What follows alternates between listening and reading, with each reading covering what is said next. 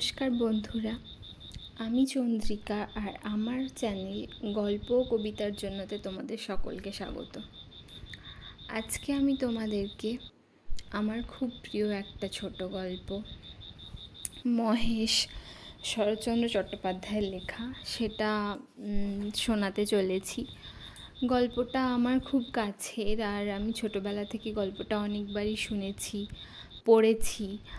আর যতবারই পড়েছি আমি খুবই ভেঙে পড়তাম, খুব কষ্ট পেতাম, আর কেঁদেও ফেলতাম। তো তোমরাও নিশ্চয়ই অনেকে অনেকবার করে পড়েছো, জানো। আর যারা সত্যিকারের জানো না বা কিছু, তারাও শুনতে পারো, তোমাদের সকলেরই খুব ভালো লাগবে। তো চলো শুরু করা যাক।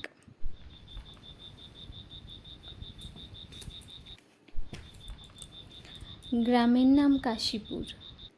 গ্রাম ছোট, জমিদার আরও ছোট, তবু দাপটে তার প্রজারা টু শব্দটি করিতে পারে না, এমনই প্রতাপ। ছোট ছেলের জন্মতিথি পূজা। পূজা সারিয়া তর্করত্ন দ্বিপ্রহর বেলায় বাটি ফিরিতেছিলেন।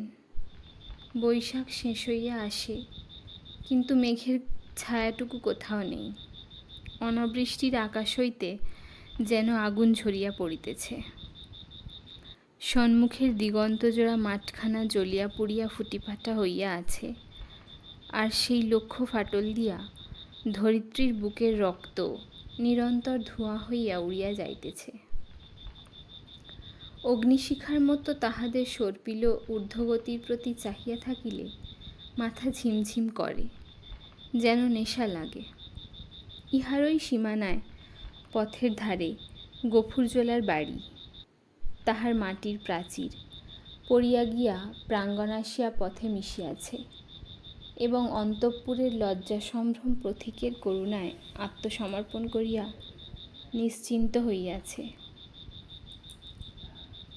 পথের ধারে একটা পিটালি গাছের ছায়ায় দাঁড়াইয়া তর্করত্ন উচ্চকণ্ঠে ডাক দিলেন, ওরে ও গফরা, বলি ঘরে আছিস? তাহার বছর দশেকের মেয়ে দুয়ারে দাঁড়াইয়া সাড়া দিল, কেন বাবাকে? বাবার যে জ্বর। জ্বর? ডেকে দে হারামজাদাকে, পাষণ্ড শ্লেচ্ছ। হাঁক ডাকে গফুর মিয়া ঘর হইতে বাহির হইয়া জ্বরে কাঁপিতে কাঁপিতে কাছে আসিয়া দাঁড়াইল। ভাঙা প্রাচীরের গা ঘেঁষিয়া একটা পুরাতন বাবলা গাছ, তাহার ডালে বাঁধা একটা ষাঁড়। তর্করত্ন দেখাইয়া কহিলেন, ওটা কি হচ্ছে শুনি? এ হিঁদুর গা, ব্রাহ্মণ জমিদার, সে খেয়াল আছে? তার মুখখানা রাগে ও রৌদ্রের ঝাঁজে রক্তবর্ণ, সুতরাং সে মুখ দিয়া তপ্ত খরবাক্যই বাহির হইবে। কিন্তু হেতুটা বুঝিতে না পারিয়া গফুর শুধু চাহিয়া রহিল। তর্করত্ন বলিলেন, সকালে যাবার সময় দেখে গেছি বাঁধা, দুপুরে ফেরবার পথে দেখছি তেমনই ঠায় বাঁধা। গোহত্যা হলে যে কর্তা তোকে জ্যান্ত কবর দেবে, সে বামুন নয়। কি করব বাবা ঠাকুর, বড় লাচারে পড়ে গেছি। কদিন থেকে গায়ে জ্বর, দড়ি ধরে যে 2 খুঁটো খাইয়ে আনবো তা মাথা ঘুরে পড়ে যাই। তবে ছেড়ে দে না, আপনি চড়াই করে আসুক। কোথায় ছাড়বো বাবা ঠাকুর, লোকের ধান এখনো সব ঝাড়া হয়নি, খামারে পড়ে। খড় এখনো গাদি দেওয়া হয়নি, মাঠের আলগুলো সব জ্বলে গেল। কোথাও এক মুঠো ঘাস নেই। কার ধানে মুখ দেবে, কার গাদা ফেড়ে খাবে, কেমনে ছাড়ি বাবা ঠাকুর? তর্করত্ন একটু নরম হইয়া কহিলেন, না ছাড়িস তো ঠান্ডায় কোথাও বেঁধে দিয়ে 2 আঁটি বিচুলি ফেলে দে না, ততক্ষণ চিবুক। তোর মেয়ে ভাত রাঁধেনি, ফ্যানে জলে দে না 1 গামলা খাক। গফুর জবাব দিল না, নিরুপায়ের মতো তর্করত্নের মুখের পানে চাহিয়া তাহার নিজের মুখ দিয়া শুধু একটা দীর্ঘ নিঃশ্বাস বাহির হইয়া আসিল। তর্করত্ন বলিলেন, তাও নেই বুঝি? কি করলি খড়? ভাগে এবার যা পেলি সমস্ত বেচে পেটায় নামো। গরুটার জন্যে এক আঁটি ফেলে রাখতে নেই, ব্যাটা কসাই। এই নিষ্ঠুর অভিযোগে গফুরের যেন বাকরোধ হইয়া গেল। ক্ষণেক পরে ধীরে ধীরে কহিল, কাহনখানেক খড় এবার ভাগে পেয়েছিলাম, কিন্তু গ্যালোসনের বকেয়া বলে কর্তামশাই সব ধরে রাখলেন। কেঁদে কেটে হাতে পায়ে পড়ে বললাম, বাবুমশাই, হাকিম তুমি, তোমার রাজত্বি ছেড়ে আর পালাবো কোথায়? আমাকে ৫-১০ বিচুলিও না হয় দাও। চালে খড় নেই, একখানি ঘর বাপ বেটিতে থাকি, তাও না হয় তালপাতার গোঁজা গাঁজা দিয়ে এই বর্ষাটা কাটিয়ে দেব, কিন্তু না খেতে পেয়ে আমার মহেশ মরে যাবে। তর্করত্ন হাসিয়া কহিলেন, ইস, সাধ করে আবার নাম রাখা হয়েছে মহেশ। হেসে বাঁচিনে। কিন্তু এ বিদ্রূপ গফুরের কানে গেল না। সে বলিতে লাগিল, কিন্তু হাকিমের দয়া হলো না। মাস দুইয়ের খোরাকের মতো ধান দুটি আমাদের দিলেন, কিন্তু বেবাক খড় সরকারে গাদা হয়ে গেল, ও আমার কুটোটি পেলে না। বলিতে বলিতে কণ্ঠস্বর তাহার অশ্রুভারে ভারী হইয়া উঠিল, কিন্তু তর্করত্নের তাহাতে করুণার উদয় হইল না। কহিলেন, আচ্ছা মানুষ তো তুই, খেয়ে রেখেছিস, দিবি নে? জমিদার কি তোকে ঘর থেকে খাওয়াবে না কি? তোরা তো রামরাজত্বে বাস করিস, ছোট লোক কি না, তাই তার নিন্দে করে মরিস। গফুর লজ্জিত হইয়া বলিল, নিন্দে করব কেন বাবা ঠাকুর? নিন্দে তার আমরা করিনি, কিন্তু কোথা থেকে দিই বলো তো? বিঘে চারেক জমি ভাগে করি, কিন্তু উপরি উপরি দূষণ অজন্মা। মাঠের ধান মাঠে শুকিয়ে গেল, বাপ বেটিতে দুবেলা দুটো পেট ভরে খেতে পর্যন্ত পাইনি। ঘরের পানে চেয়ে দেখো, বৃষ্টি বাদলে মেয়েটাকে নিয়ে কোণে বসে রাত কাটাই, পা ছড়িয়ে শোবার ঠাঁই মেলে না। মহেশকে একটিবার তাকিয়ে দেখো, 5রা গোনা যাচ্ছে। দাও না ঠাকুরমশাই কাহন 2 ধার, গরুটাকে 2 দিন পেট পুরে খেতে দিই। বলিতে বলিতে সে ধপ করিয়া ব্রাহ্মণের পায়ের কাছে বসিয়া পড়িল। তর্করত্ন তীরবৎ 2 পা পিছাইয়া গিয়া কহিলেন, আহ মর, ছুঁয়ে ফেলবি না কি? না বাবা ঠাকুর, ছোঁবো কেন? ছোঁবো না, কিন্তু দাও এবার আমাকে কাহন 2 খড়। তোমার 4-4টে গাদা সেদিন দেখে এসেছি, এ কটি দিলে তুমি টেরও পাবে না। আমরা না খেয়ে মরি, ক্ষতি নেই, কিন্তু ও আমার অবলা জীব, কথা বলতে পারে না, শুধু চেয়ে থাকে, আর চোখ দিয়ে জল পড়ে। তর্করত্ন কহিল, ধার নিবি, শুধবি কি করে শুনি? গফুর আশান্বিত হইয়া ব্যগ্রস্বরে বলিয়া উঠিল, যেমন করে পারি শুধব বাবা ঠাকুর, তোমাকে ফাঁকি দেব না। তর্করত্ন মুখে এক প্রকার শব্দ করিয়া গফুরের ব্যাকুল কণ্ঠের অনুকরণ করিয়া কহিলেন, ফাঁকি দেব না, যেমন করে পারি শুধব, রসিক নাগর, যা যা সর, পথ ছাড়, ঘরে যাই, বেলা বয়ে গেল। এই বলিয়া তিনি একটু মুচকিয়া হাসিয়া পা বাড়াইয়া সহসা সভয়ে পিছাইয়া গিয়া সক্রোধে বলিয়া উঠিলেন, আ মর, শিং নেড়ে আসে যে, গুঁতবে না কি? গফুর উঠিয়া দাঁড়াইল। ঠাকুরের হাতে ফলমূল ও ভিজা চালের পুটুলি ছিল, সেইটা দেখাইয়া কহিল, গন্ধ পেয়েছে, এক মুঠো খেতে চায়। খেতে চায় তা বটে, যেমন চাষা তার তেমনি বলদ, খড় জোটে না, চাল কলা খাওয়া চাই। নে নে, পথ থেকে সরিয়ে বাঁধ, যে শিং, কোন দিন দেখছি কাকে খুন করবে। এই বলিয়া তর্করত্ন পাশ কাটাইয়া হনহন করিয়া চলিয়া গেলেন। গফুর সেদিক হইতে দৃষ্টি ফিরাইয়া ক্ষণকাল স্তব্ধ হইয়া মহেশের মুখের দিকে চাহিয়া রহিল। তাহার নিবিড় গভীর কালো চোখ দুটি বেদনা ও ক্ষুধায় ভরা। কহিল, তোকে দিলে না এক মুঠো? ওদের অনেক আছে, তবু দেয় না, না দিগ্গে।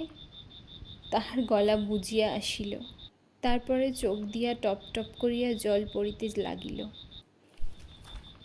কাছে আসিয়া নীরবে ধীরে ধীরে তাহার গলায় মাথায় পিঠে হাত বুলাইয়া দিতে দিতে চুপি চুপি বলিতে লাগিল, মহেশ, তুই আমার ছেলে, তুই আমাদের 8 সন প্রীতিপালন করে বুড়ো হয়েছিস, তোকে আমি পেট পুরে খেতে দিতে পারিনি, কিন্তু তুই তো জানিস আমি তোকে কত ভালোবাসি। মহেশ প্রত্যুত্তরে শুধু গলা বাড়াইয়া আরামে চোখ বুজিয়া রহিল।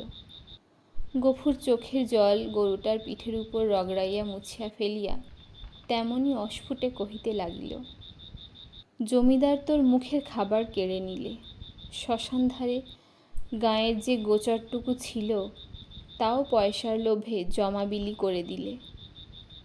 এই 2 বছর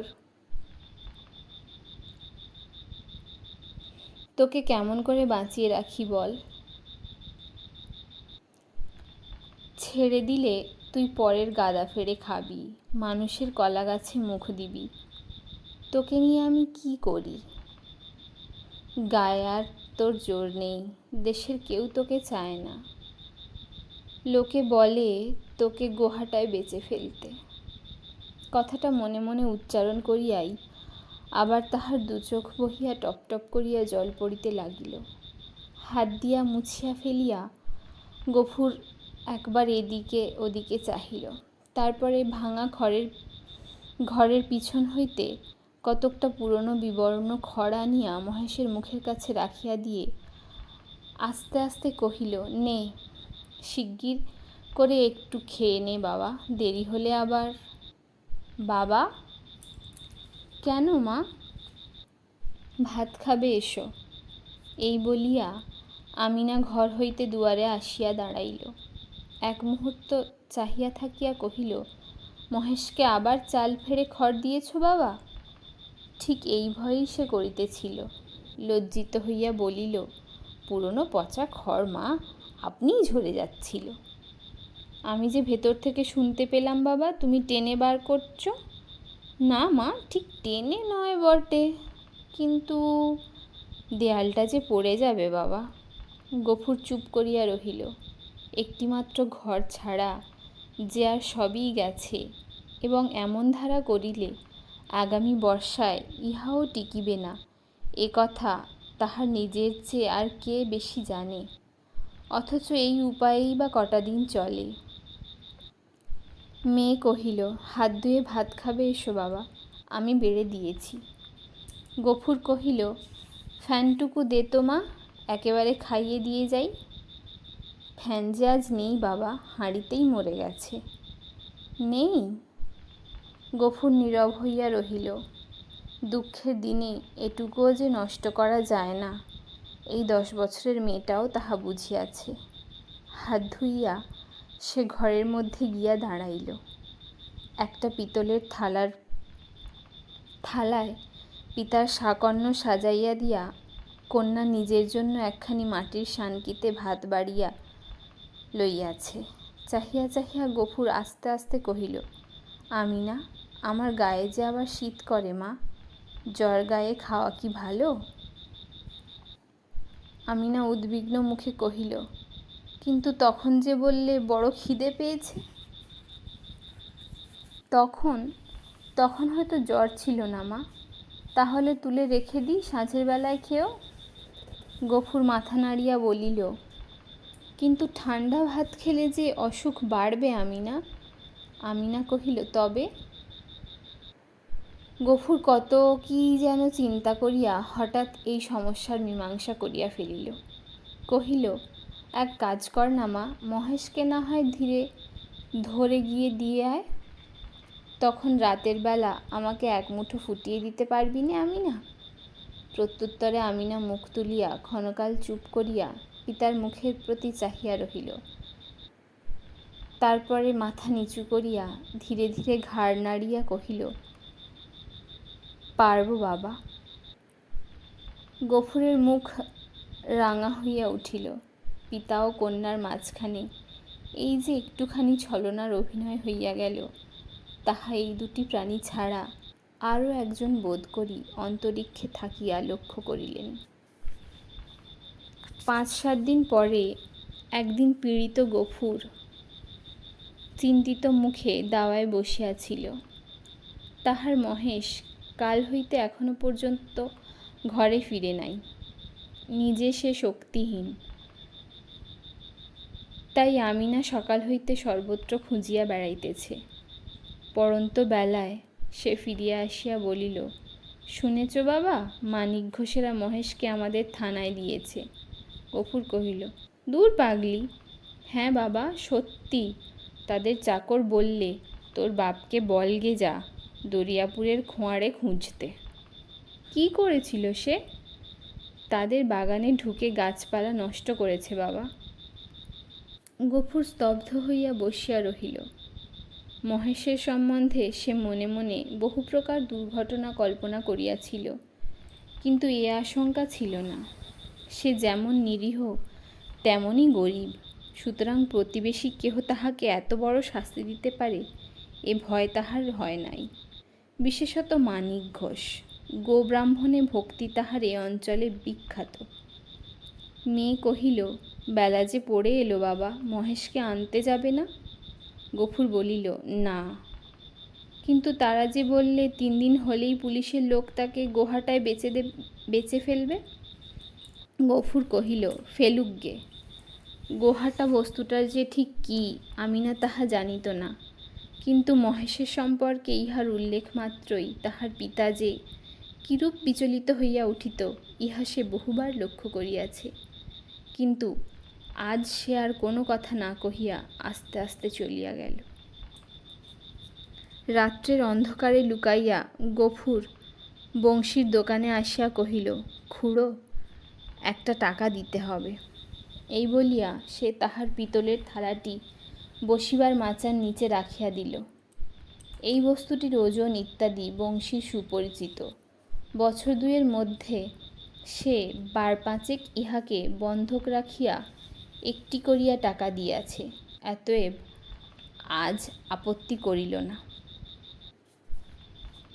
পরদিন যথাস্থানে আবার মহেশকে দেখা গেল। সেই বাবলাতলা, সেই দড়ি, সেই খুঁটা, সেই তৃণহীন শূন্য আধার, সেই ক্ষুধাতুর কালো চোখের সজল উৎসুক দৃষ্টি। একজন বুড়ো গোছের মুসলমান তাহাকে অত্যন্ত তীব্র চক্ষু দিয়া পর্যবেক্ষণ করিতেছিল। অদূরে একধারে 2 হাঁটু জড়ো করিয়া গফুর মিয়া চুপ করিয়া বসিয়াছিল। পরীক্ষা শেষ করিয়া বুড়ো চাদরের খুঁট হইতে একখানি 10 টাকার নোট বাহির করিয়া তাহার ভাঁজ খুলিয়া বারবার মসৃণ করিয়া লইয়া তাহার কাছে গিয়া কহিল, আর ভাঙব না, এই পুরোপুরি দিলাম, নাও। গফুর হাত বাড়াইয়া গ্রহণ করিয়া তেমনি নিঃশব্দেই বসিয়া রহিল। যে 2 জন লোক সঙ্গে আসিয়াছিল তাহারা গরুর দড়ি খুলিবার উদ্যোগ করিতেই কিন্তু সে অকস্মাৎ সোজা হইয়া উঠিয়া দাঁড়াইয়া উদ্ধত কণ্ঠে বলিয়া উঠিল, দড়িতে হাত দিও না বলছি, খবরদার বলছি, ভালো হবে না। তাহারা চমকাইয়া গেল। বুড়ো আশ্চর্য হইয়া কহিল, কেন? গফুর তেমনি রাগিয়া জবাব দিল, কেন আবার কি? আমার জিনিস আমি বেচব না, আমার খুশি। এই বলিয়া সে নোটখানা ছুঁড়িয়া ফেলিয়া দিল। তাহারা কহিল, কাল পথে আসতে বায়না নিয়ে গেলে যে? এই নাও না তোমাদের বায়না ফিরিয়ে। এই বলিয়া সে টাকি হইতে 2 টাকা বাহির করিয়া ঝনাত করিয়া ফেলিয়া দিল। একটা কলহ বাঁধিবার উপক্রম হয় দেখিয়া বুড়ো হাসিয়া ধীরভাবে কহিল, চাপ দিয়া আর 2 টাকা বেশি নেবে, এই তো? দাও হে, পানি খেতে ওর মেয়ের হাতে 2 টাকা দাও। কেমন, এই না? না, কিন্তু এর বেশি কেউ আর একটা আধলা দেবে না, তা জানো? গফুর সজোরে মাথা নাড়িয়া কহিল, না। বুড়ো বিরক্ত হইয়া কহিল, না তো কি, চামড়াটাই যে দামে বিকোবে, নইলে মাল আর আছে কি? তবা। গফুরের মুখ দিয়া হঠাৎ একটা বিশ্রী কটু কথা বাহির হইয়া গেল এবং পরক্ষণেই সে ছুটিয়া গিয়া নিজের ঘরে ঢুকিয়া চিৎকার করিতে শাসাইতে লাগিল। যে তাহারা যদি অবিলম্বে গ্রাম ছাড়িয়া না যায় তো জমিদারের লোক ডাকিয়া জুতো পেটা করিয়া ছাড়িবে। হাঙ্গামা দেখিয়া লোকগুলো চলিয়া গেল, কিন্তু কিছুক্ষণেই জমিদারের সদর হইতে তাহার ডাক পড়িল। গফুর বুঝিল এ কথা কর্তার কানে গিয়েছে। সদরে ভদ্র অভদ্র অনেকগুলি ব্যক্তি বসিয়াছিল।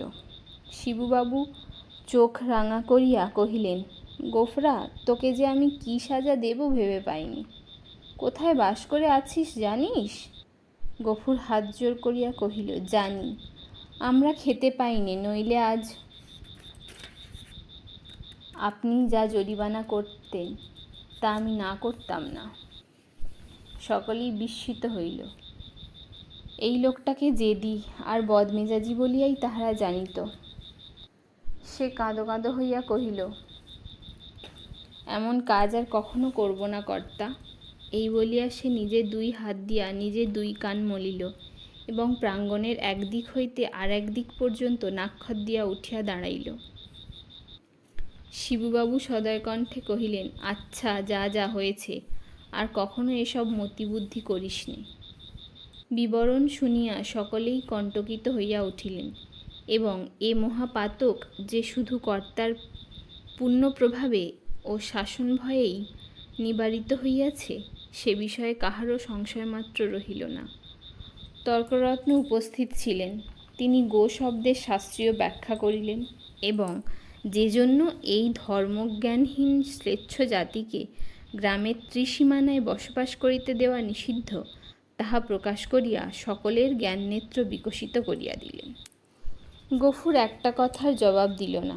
যথার্থ প্রাপ্য মনে করিয়া অপমান ও সকল তিরস্কার সবিনয়ে মাথা পাতিয়া লইয়া প্রসন্ন চিত্তে ঘরে ফিরিয়া আসিল।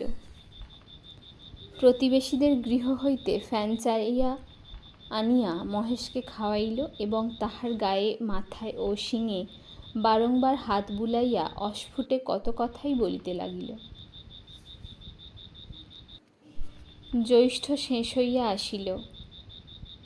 রৌদ্রের যে মূর্তি একদিন শেষ বৈশাখে আত্মপ্রকাশ করিয়াছিল সে যে কত ভীষণ, কত বড় কঠোর হইয়া উঠিতে পারে তাহা আজিকার আকাশের প্রতি না চাহিলে উপলব্ধি করাই যায় না। কোথাও যেন করুণার আভাস পর্যন্ত নাই।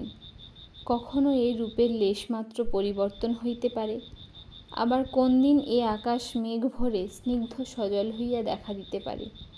আজ এ কথা ভাবিতেও যেন ভয় হয়। মনে হয় সমস্ত প্রজ্বলিত নভ্যস্থল ব্যাপিয়া যে অগ্নি অহরহ ঝরিতেছে ইহার অন্ত নাই, সমাপ্তি নাই। সমস্ত নিঃশেষে দগ্ধ হইয়া না গেলে এ আর থামবে না। এমনই দিনে দ্বিপ্রহর বেলায় গফুর ঘরে ফিরিয়া আসিল। পরের দ্বারে দিনমজুর খাটা তাহার অভ্যাস নয় এবং মাত্র দিন 4-5 তাহার জ্বর থামিয়াছে, কিন্তু দেহ যেমন দুর্বল তেমনই শ্রান্ত। তবুও সে আজ কাজের সন্ধানে বাহির হইয়াছিল, কিন্তু এই প্রচণ্ড রৌদ্র কেবল তাহার মাথার উপর দিয়া গিয়াছে, আর কোনো ফল হয় নাই। ক্ষুধায়, পিপাসায় ও ক্লান্তিতে সে প্রায় অন্ধকার দেখিতেছিল। প্রাঙ্গণে দাঁড়াইয়া ডাক দিল, আমিনা, ভাত হয়েছে রে? মেয়ে ঘর হইতে আস্তে আস্তে বাহির হইয়া নিরুত্তরে খুঁটি ধরিয়া দাঁড়াইল। জবাব না পাইয়া গফুর চেঁচাইয়া কহিল, হয়েছে ভাত? কি বললি? হয়নি? কেন শুনি? চাল নেই বাবা। চাল নেই? সকালে আমাকে বলিসনি কেন? তোমাকে রাত্রিরে যে বলেছিলুম। গফুর মুখ ভাঙাইয়া তাহার কণ্ঠস্বর অনুকরণ করিয়া কহিল, রাত্রিরে যে বলেছিলুম? রাত্রিরে বললে কারু মনে থাকে? নিজের কর্কশ কণ্ঠে ক্রোধ তাহার দ্বিগুণ বাড়িয়া গেল। মুখ অধিকতর বিকৃত করিয়া বলিয়া উঠিল, চাল থাকবে কি করে? রোগা বাপ খাক আর না খাক, বুড়ো মেয়ে 4-5 বার করে ভাত গিলবি। এবার থেকে চাল আমি কুলুপ বন্ধ করে বাইরে যাব। দে 1 ঘটি জল দে। তেষ্টায় বুক ফেটে গেল। বল, তাও নেই। আমিনা তেমনি আধমুখে দাঁড়াইয়া রহিল। কয়েক মুহূর্ত অপেক্ষা করিয়া গফুর যখন বুঝিল গৃহে তৃষ্ণার জল পর্যন্ত নাই, তখন সে আর আত্মসংবরণ করিতে পারিল না। দ্রুত পদে কাছে গিয়া ঠাস করিয়া সশব্দে তাহার গালে এক চড় কষাইয়া দিয়া কহিল, মুখ পোড়া হারামজাদা মেয়ে, সারাদিন তুই করিস কি? এত লোকে মরে, তুই মরিস নে? মেয়ে কথাটি কহিল না। মাটির শূন্য কলসিটি তুলিয়া লইয়া সেই রৌদ্রের মাঝেই চোখ মুছিতে মুছিতে নিঃশব্দে বাহির হইয়া গেল। সে চোখের আড়াল হইতেই কিন্তু গফুরের বুকে শেল বিঁধল। মা মরা এই মেয়েটাকে সে যে কি করিয়া মানুষ করিয়াছে সে কেবল সেই জানে। তাহার মনে পড়িল, এই তাহার স্নেহশীলা কর্মপরায়ণা শান্ত মেয়েটির কোনো দোষ নাই। ক্ষেতের সামান্য ধান কয়টি ফুরোনো পর্যন্ত তাহাদের পেট ভরিয়া দুবেলা অন্ন জুটে না। কোনোদিন একবেলা, কোনোদিন বা তাহাও নয়। দিনে ৫-৬ বার ভাত খাওয়া যেমন অসম্ভব তেমনই মিথ্যা, এবং পিপাসার জল না থাকার হেতুও তাহার অবিদিত নয়। গ্রামে যে ২-৩টা পুষ্করিণী আছে তাহা একেবারে শুষ্ক। শিবচরণবাবুর খিড়কির পুকুরে যা একটু জল আছে তাহা সাধারণে পায় না। অন্যান্য জলাশয়ের মাঝখানে ২-১টা গর্ত খুঁড়িয়া যাহা কিছু জল সঞ্চিত হয় তাহাতে যেমন কাড়াকাড়ি তেমনই ভিড়। বিশেষত মুসলমান বলিয়া এই ছোট মেয়েটা তো কাছেই ঘেঁষিতে পারে না। ঘণ্টার পরে ঘণ্টা দূরে দাঁড়াইয়া বহু অনুনয় বিনয়ে কেহ দয়া করিয়া যদি তাহার পাত্রে ঢালিয়া দেয় সেইটুকুই সে ঘরে আনে। এ সমস্তই সে জানে। হয়তো আজ জল ছিল না, কিংবা কাড়াকাড়ির মাঝখানে কেহ মেয়েকে তাহার কৃপা করিবার অবসর পায় নাই, এমনকি কিছু একটা হইয়া থাকিবে নিশ্চয় বুঝিয়া তাহার নিজের চোখেও জল ভরিয়া আসিল। এমনই সময়ে জমিদারের পিয়াদা যমদূতের ন্যায় আসিয়া প্রাঙ্গণে দাঁড়াইল। চিৎকার করিয়া ডাকিল, গফরা, ঘরে আছিস? গফুর তিক্ত কণ্ঠে সাড়া দিয়া কহিল, আছি, কেন? বাবুমশাই ডাকছেন, আয়। গফুর কহিল, আমার খাওয়া দাওয়া হয়নি, পরে যাব। এত বড় স্পর্ধা! পিয়াদার সহ্য হইল না। সে কুৎসিত একটা সম্বোধন করিয়া কহিল, বাবুর হুকুম, জুতো মারতে মারতে টেনে নিয়ে যেতে। গফুর দ্বিতীয়বার আত্মবিস্মৃত হইল। সেও একটা দুর্বাক্য উচ্চারণ করিয়া কহিল, মহারানীর রাজত্বে কেউ কারো গোলাম নয়। খাজনা দিয়ে বাস করি, আমি যাব না। কিন্তু সংসারে এত ক্ষুদ্রে অত বড় দোহাই দেওয়া শুধু বিফল নয়, বিপদের কারণ। রক্ষা এই যে অত ক্ষীণ কণ্ঠ অত বড় কানে গিয়া পৌঁছয় না। না হইলে তাহার মুখের অন্ন ও চোখের নিদ্রা দুইই ঘুচিয়া যাইত। তাহার পরে কি ঘটিল বিস্তারিত করিয়া বলার প্রয়োজন নাই। কিন্তু ঘণ্টাখানেক পরে যখন সে জমিদারের সদর হইতে ফিরিয়া গিয়া ঘরে নিঃশব্দে শুইয়া পড়িল, তখন তাহার চোখ মুখ ফুলিয়া উঠিয়াছে। তাহার এত বড় শাস্তির হেতু প্রধানত মহেশ। গফুর বাটি হইতে বাহির হইবার পরে সেও দড়ি ছিঁড়িয়া বাহির হইয়া পড়ে এবং জমিদারের প্রাঙ্গণে ঢুকিয়া ফুলগাছ খাইয়াছে। ধান শুকাইতেছিল তাহা ফেলিয়া ছড়াইয়া নষ্ট করিয়াছে। পরিশেষে ধরিবার উপক্রম করায় বাবুর ছোট মেয়েকে ফেলিয়া দিয়া পলায়ন করিয়াছে। এইরূপ ঘটনাই প্রথম নয়, ইতিপূর্বেও ঘটিয়াছে। শুধু গরিব বলিয়াই তাহাকে মাপ করা হইয়াছিল। পূর্বের মতো এবারেও সে আসিয়া হাতে পায়ে পড়িলে হয়তো ক্ষমা করা যাইত।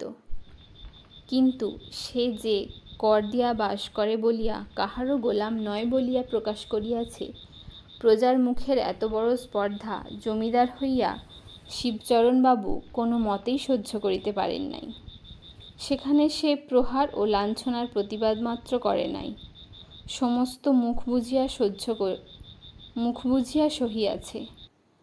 ঘরে আসিয়াও সে তেমনি নিঃশব্দে পড়িয়া রহিল। ক্ষুধা তৃষ্ণার কথা তাহার মনে ছিল না, কিন্তু বুকের ভেতরটা যেন বাহিরের মধ্যাহ্ন আকাশের মতোই জ্বলিতেছিল। এমন কতক্ষণ কাটিল, তাহার হুঁশ ছিল না। কিন্তু প্রাঙ্গণ হইতে সহসা তাহার মেয়ের আর্তকণ্ঠ কানে যাইতেই সে সবেগে উঠিয়া দাঁড়াইল এবং ছুটিয়া বাহিরে আসিতে দেখিল আমিনা মাটিতে পড়িয়া এবং বিক্ষিপ্ত ভাঙা ঘট হইতে জল ঝরিয়া পড়িতেছে, আর মহেশ মাটিতে মুখ দিয়া সেই জল মরুভূমির মতো যেন শুষিয়া খাইতেছে। চোখের পলক পড়িল না। গফুর দিগ্বিদিক জ্ঞানশূন্য হইয়া গেল।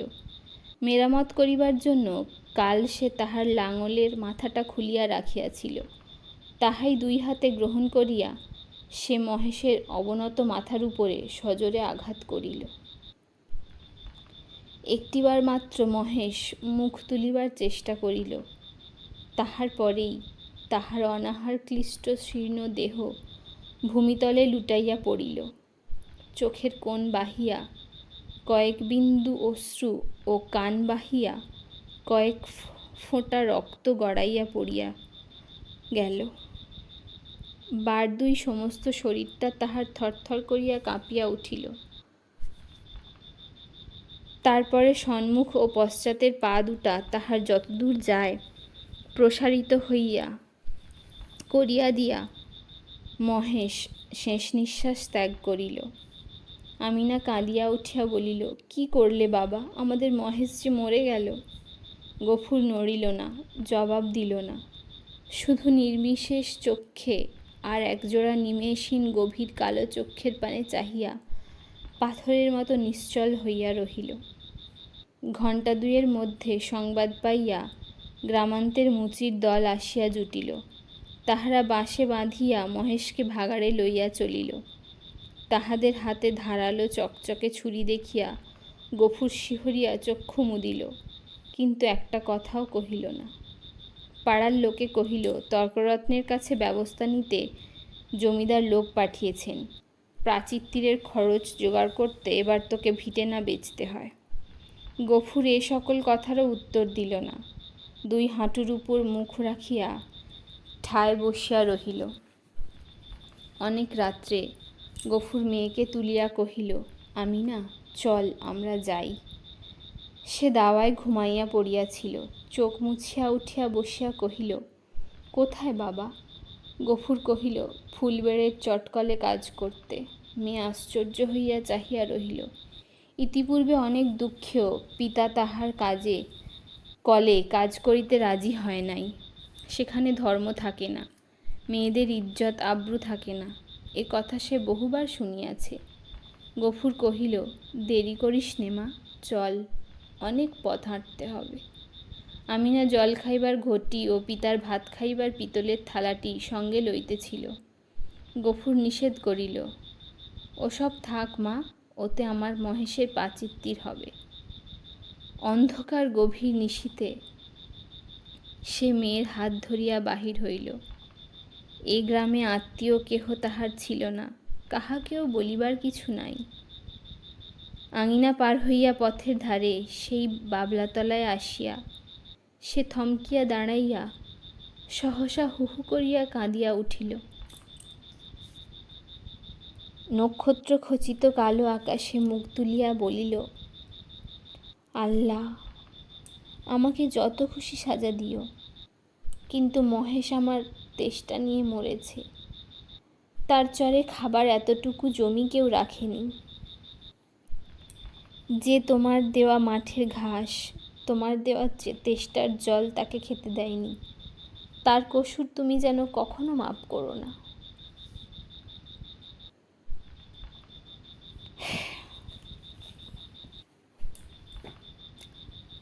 বন্ধুরা, কেমন লাগলো তোমাদের গল্পটা?